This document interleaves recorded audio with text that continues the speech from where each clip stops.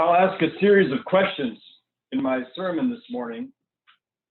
I encourage you to respond in the chat or record your responses for the discussion time that will follow my message.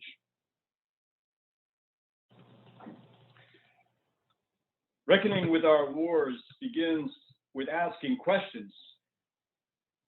First, what have we committed ourselves to do? And then, what have we done? What have we done? This was the cry of co-pilot of the bomber that dropped the atomic bomb on Hiroshima. Scribbled in his flight log, August 6, 1945. My God, what have we done? The cry of guilt. I have heard this cry from service members, veterans I care for in the moral injury group I lead as a chaplain at the VA Medical Center in Philadelphia. I hear this cry from the depths of my own soul. It haunts me in the quiet moments, like the knock at midnight. Expressing guilt when reflecting on the United States military, veterans, and our collective war making is taboo in most social contexts these days. Pride and gratitude are status quo. Thank you this and hero that.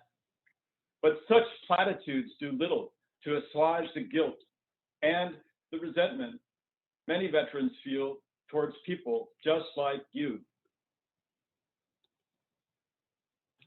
Now, guilt is often taboo in Unitarian contexts as well, evoking the worst of religion. Mentions of guilt often trigger memories of the church we left behind and knee-jerk reactions. Yet any honest moral reckoning with our wars requires we open ourselves to the experience of guilt and make space for appropriate guilt. We shut guilt out at our peril. Without guilt, we welcome instead sociopathy. For sociopaths are people who show no guilt or remorse for behavior that is intentionally harmful. Delivers us from sociopathy, and it may very well deliver us from evil as well. Who was an army psychiatrist in the Vietnam era before becoming a best-selling author, in his study of the My Lai massacre, put it this way, I quote, "Evil arises in the refusal to acknowledge our own sins," unquote. From his book called People of the Lie, The Hope for Healing Human Evil. Guilt, psychologists tell us, can be an adaptive emotion, connecting us to others. Yet it is often confused with and quite distinct from shame, which is maladaptive and isolating. Expressed in the safety of moral community like this one can be an empathy enabler and a powerful motivator to make amends for wrongdoing, to restore relationships and transform lives. You, the cry of guilt. What have we done? Of the United States. I mean, you and me, all of us here who belong to this society by residency, or for most of us, citizenship. I mean to invoke reflection on the Constitution, the social contract that binds or does not bind us together as a people. In the United States, the military that I served in, that I took an oath to protect and defend, that Constitution, that contract puts that military under your control. It's under civilian control. The commander-in-chief is a civilian, the person elected president by the consent of the people. Congress, also elected by the consent of the people, reserves the right to declare war. This is the social contract that frames civil-military relations in the United States, and it imparts mutual obligations on all parties. It means that you have ultimate authority over me when I wear the uniform. It may also mean that you have the final responsibility.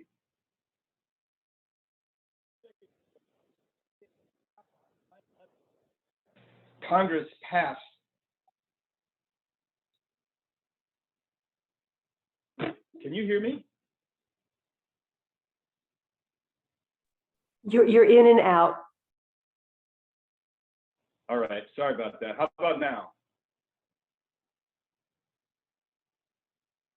Should I start over? What should I do? Keep going, Chris. We're getting most of it. Sorry for the, didn't read the message there. Okay. 2 decades ago, okay? Yes. You got me? Just 3 days after the 9/11 attacks, Congress passed the authorization for the use of military force.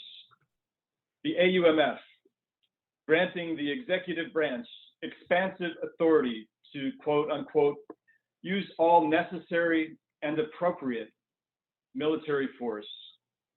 This was legal license for the United States to kill anyone, anywhere on earth, at any time. We authorized this. The vote was unanimous in the Senate, and in the House, only Barbara Lee dissented, saying, quote, let us not become the evil that we deplore, unquote. Citizens, religious communities, with few exceptions, granted moral license. These days, Congresswoman Lee continues to lead with moral courage. In January, she introduced House Resolution 255 and 256, stating we must work to repeal the overly broad AUMF. No future president has the unilateral power to plunge us into endless wars, unquote. Who has paid attention to what we have done in the 2 decades since we authorized use of military force? Who knows where we have used military force? Do you? Who knows how many countries? Can you name them? How many bombs we have dropped? Do you have a clue? How much money the United States has spent?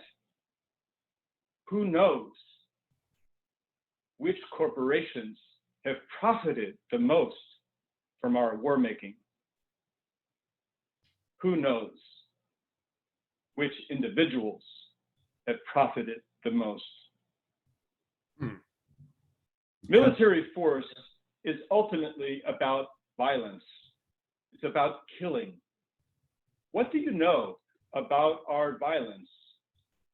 What do you know about our killing?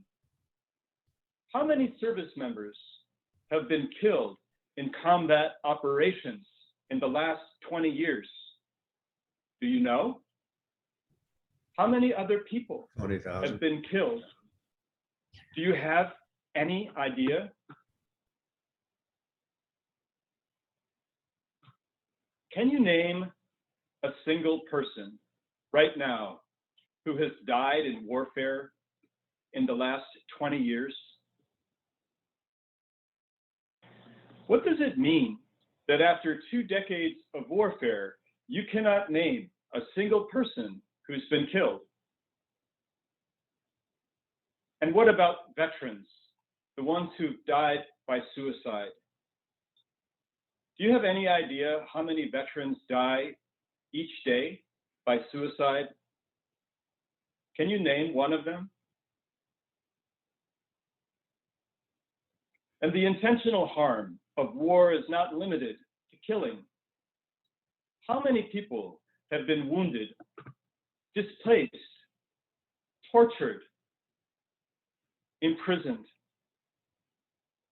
This morning, I ask us in a collaborative inquiry to consider, has the military force we authorized 20 years ago and executed around the world for 20 years, has it been necessary?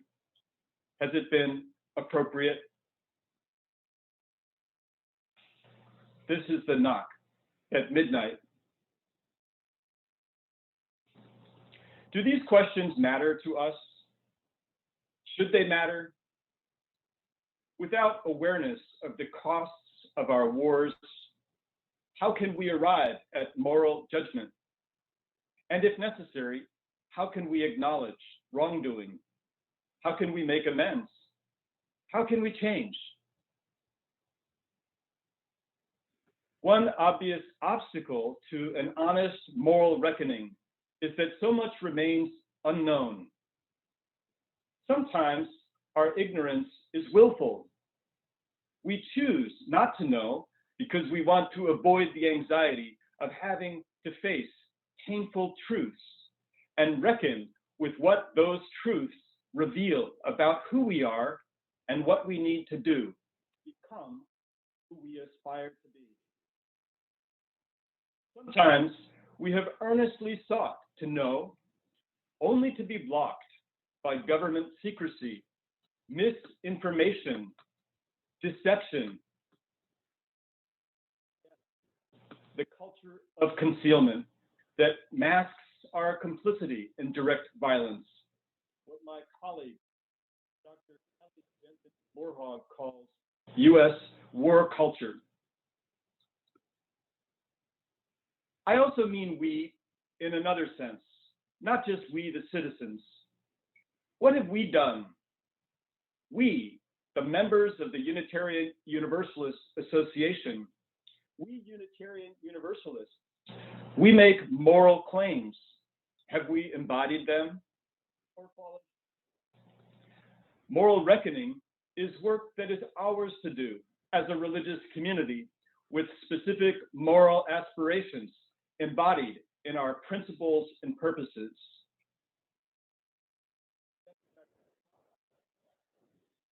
And in society at large, justice, equity, and compassion, the goal of world community.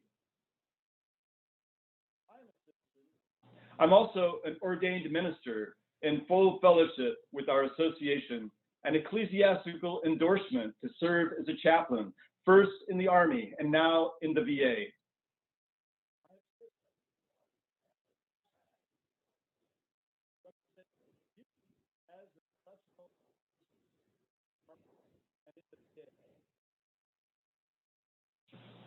I'm seeing your signs of no audio again. You're having a hard time hearing me. What can we do about this? You're back right now, Chris.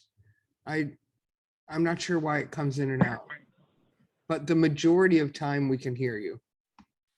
Okay. I think when you're softer speaking, we can hear you. When you get a little louder, it seems to mute. Okay. This could be an intercept by the National Security Agency. I don't know. I think it's an indication of technology age. You need a new computer, Chris. Okay. I apologize. I'll speak softly, more softly. I don't think it has in it. Okay. Our community clergy are not free agents. Maybe if I move my phone, is this better? Like this? Yeah, okay. All right. So our community clergy, we're not free agents. Hold me accountable. I have an obligation to inform you of what I've done and what I'm doing in your name. I've found theological grounding in our commitment to be radically welcoming, and also in the 2010 Creating Peace Statement of Conscience. Shortly after, you're shaking your head, Linda. Okay.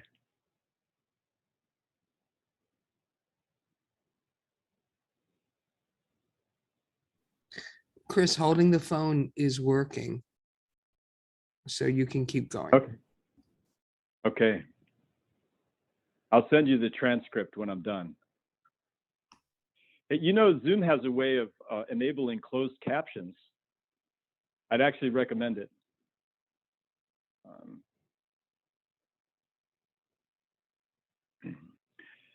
Most of us may be familiar with the Statement of Peace, Creating Conscience. When I was your settled minister, we did some work around that. We even became certified as a peace advocate congregation, something that I'm really proud of when I think of my time with the UUCRT.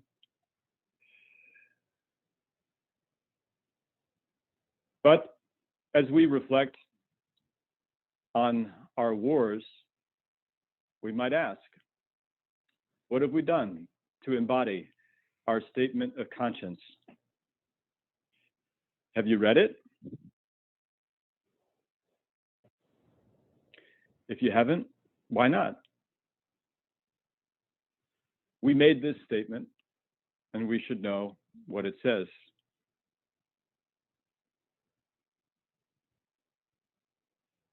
In the decades, our Creating Peace Statement of Conscience has been in effect.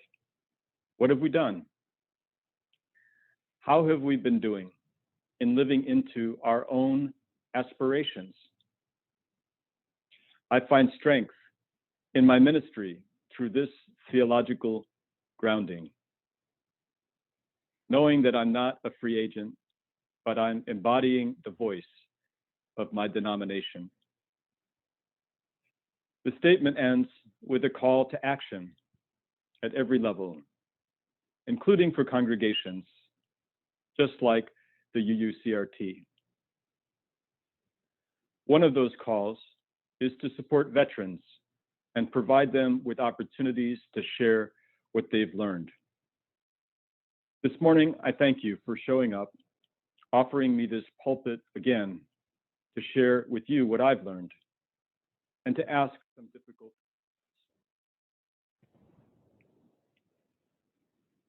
questions. In the Army, I presided over celebratory moments, like when I married 2 men in the cadet chapel at West Point, or married 2 women at the VA in our chapel in Philadelphia. However, most of my ministry has been in the midst of tragedy, trauma, and tears.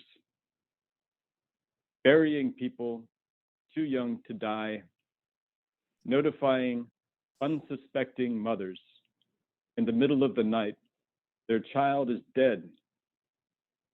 Prison visits to people like David, an Iraq veteran in his orange jumpsuit and handcuffs, in prison for life after murdering his girlfriend upon return from Iraq. Hospital visits to soldiers like Joel, left unrecognizable after fire from an improvised explosive device scorched 80% of his body. And church visits, like the one in northern Philadelphia, where I heard a grandmother scream her grandchild's name as they shut the lid on his coffin. He had just hung himself. You sent me to Afghanistan. I went for you. I went as a citizen, and I went as your minister. While there, I supported 27 transfer ceremonies of dead young people, among them Brittany Gordon, blown up in an insider attack, an Afghan in uniform who detonated a suicide vest Job Price, the Navy SEAL officer who shot himself after 3 men under his command died. We sent him home in a casket to his wife and children 2 days before Christmas.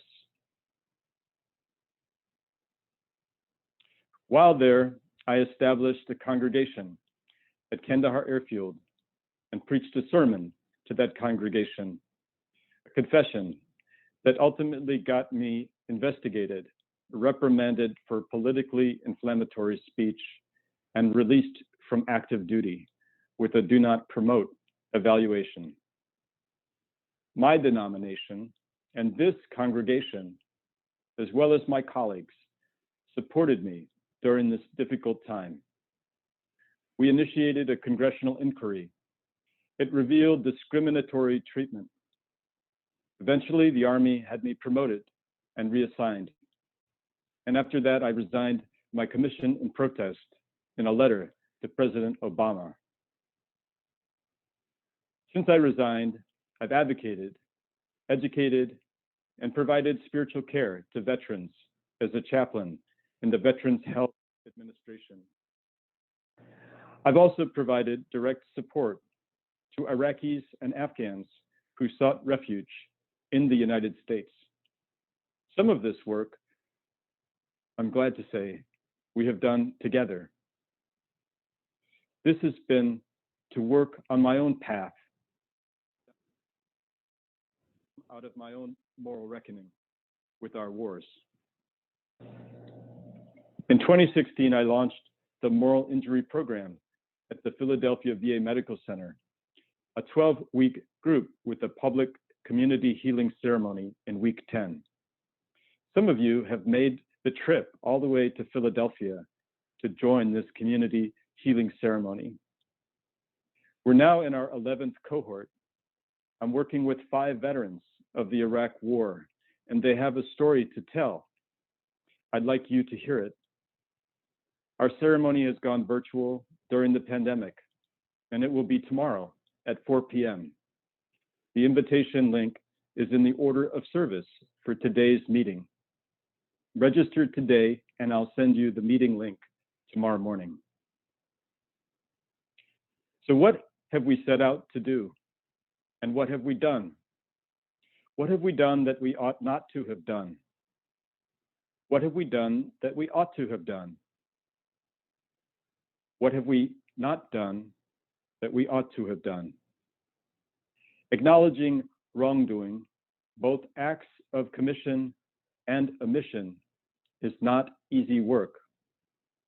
Far removed from direct violence, we in the United States enjoy the privilege of proximity.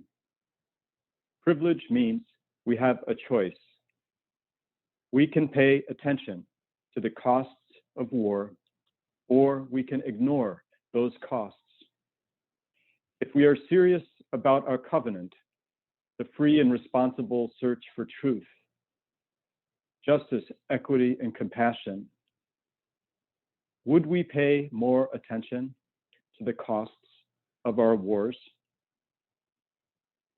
I close returning to these words from Captain Lewis's flight log.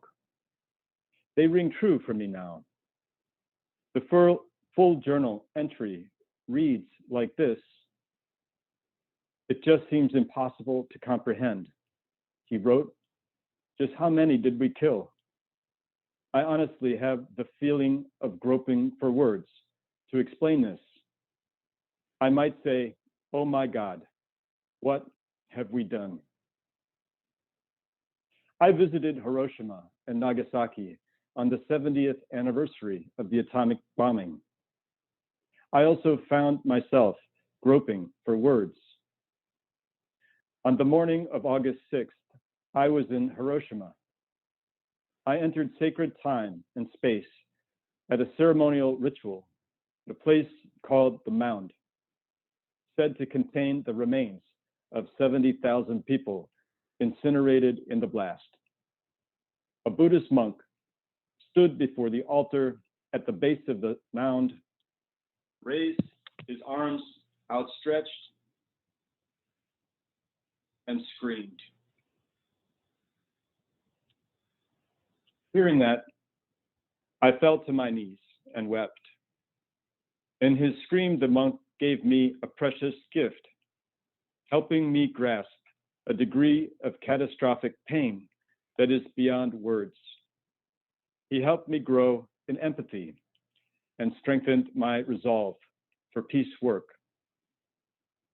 The cries of guilt and loss, the screams of inconsolable sorrow and unshakable resentment, these are some of the most burdensome, yet least visible costs of our wars.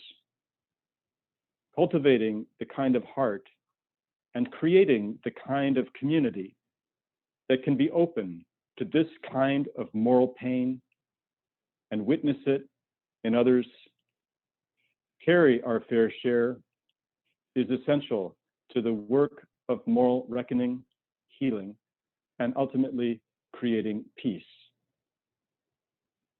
Comprehensive moral reckoning with our wars requires we consider what we have committed ourselves to do, what we set out to accomplish, the authorization for the use of military force, the creating peace statement of conscience, and then consider what we have actually done or failed to do.